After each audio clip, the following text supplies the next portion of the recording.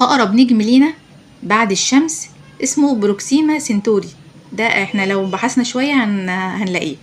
بيبعد عن الأرض حوالي 4 سنين ضوئية، يعني النور اللي بنشوفه منه دلوقتي بعينينا خرج من هناك سنة 2021 تقريبا عشان يوصل لنا دلوقتي. تخيلوا بقى النجوم البعيدة جدا اللي على بعد آلاف أو ملايين السنين الضوئية واحنا بنشوف ضوءها دلوقتي، لكن النجم نفسه أكيد ممكن يكون اختفى من زمان.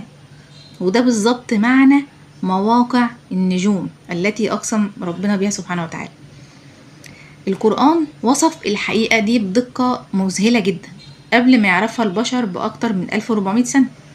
يعني لا النبي صلى الله عليه وسلم ولا أي إنسان وقتها كان يعرف حاجة عن سرعة الضوء، ولا حتى عن المسافات بين النجوم، ولا عن فكرة إننا بنشوف المواقع بتاعتها القديمة، مش بنشوفها هي نفسها.